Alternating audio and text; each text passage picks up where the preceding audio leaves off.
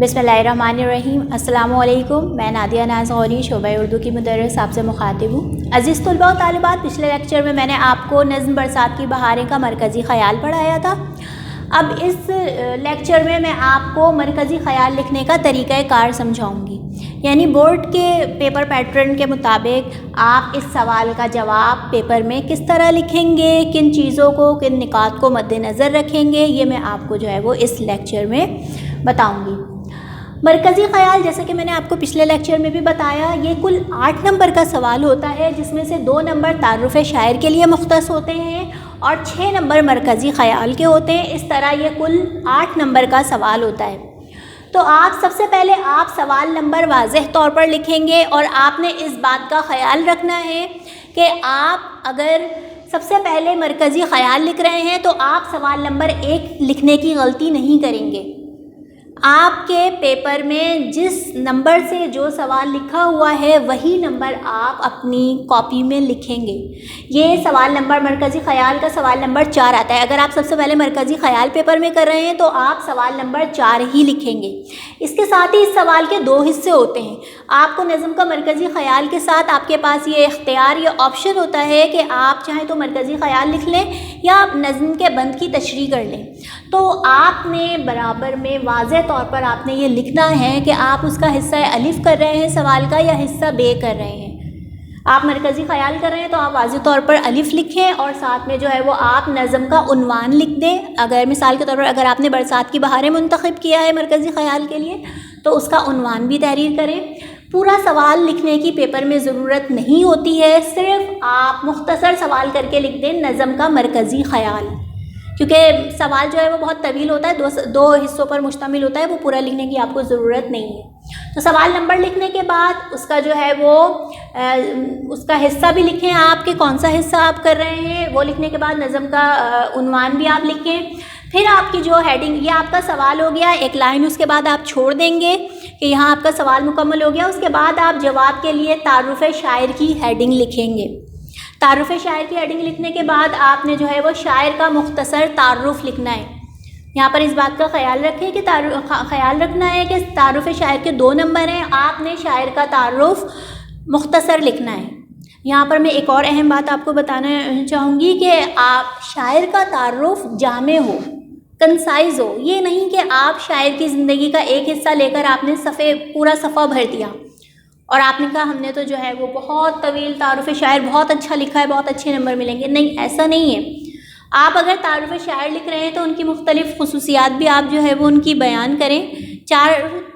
5 से 6 लाइनों में आपका जो है वो तारुफ़ शायर लिखें, लेकिन हर उसमें शायर का आपने जो है वो बताना है, एक अलग खुसूसियत उनकी बतानी है, उनका अदबी मकाम बताना है, उनका जो लक़ब, जैसे मैंने बताया कि नज़ीर अकबर आबादी अवामी और जमहूरी शायर कहलाए, तो ये मुख्तसरन आपने लिखना है। उसके बाद जो है वो आप मरकज़ी ख़याल की हेडिंग लिखेंगे। और मरकज़ी ख़याल लिखते वक्त आपको किन चीज़ों का ख़याल रखना है, किन नुकात को मद्देनज़र रखना है, किन चीज़ों को पेश नज़र रखना है, वो ये अहम नुकात कि नज़्म के मरकज़ी ख़याल की ख़ासियत इख्तिसार है।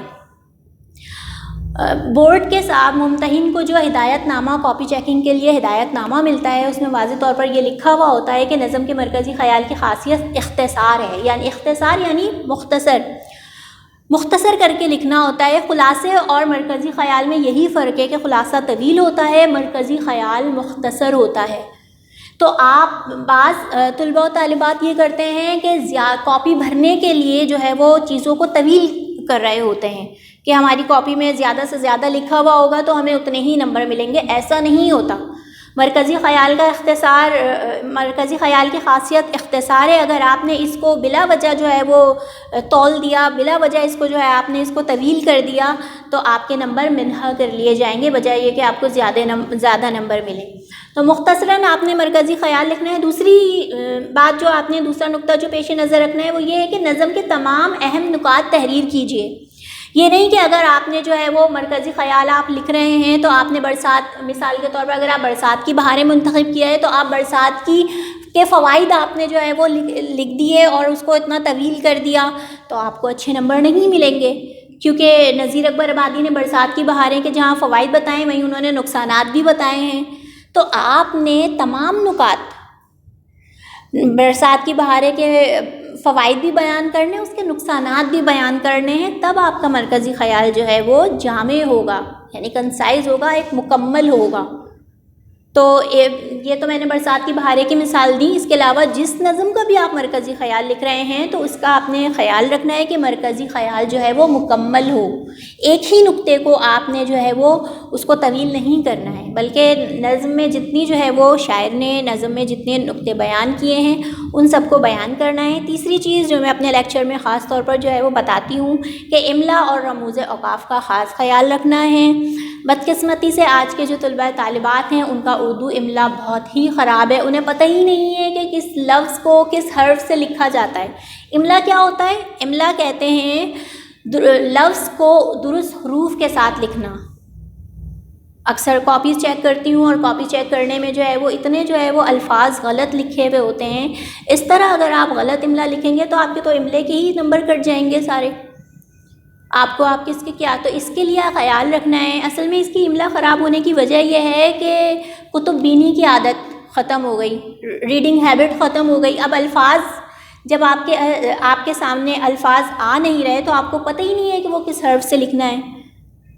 لفظ ذہن ہے، اس کو کچھ بچے جو ہے وہ زال سے لکھ دیتے ہیں، کچھ زے سے لکھ دیتے ہیں، کچھ زوئیں سے لکھ دیتے ہیں، ایک ہی حرف، کیونکہ وہ تلفظ کی بنا پر لکھ رہے ہیں، پڑھا نہیں ہے تو اس لیے انہیں نہیں پتہ کس حرف سے لکھیں گے، بس وہ تلفظ۔ تو اس لیے آپ نے املا اور رموز اوقاف کا رموز اوقاف یعنی پنچویشن کا خاص خیال رکھنا ہے۔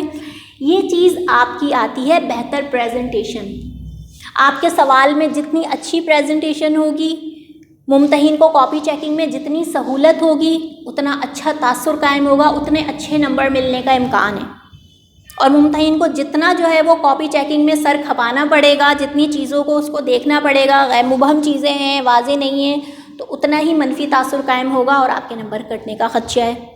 تو اس لیے ان اہم نکات کو آپ نے خیال رکھنا ہے۔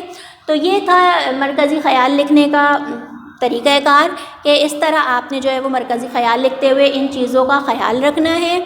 اگلے لیکچر میں ہم جو ہے وہ اسی نظم برسات کی بہاریں کے بند کی تشریحات پڑھیں گے۔ جب تک کے لیے اللہ حافظ۔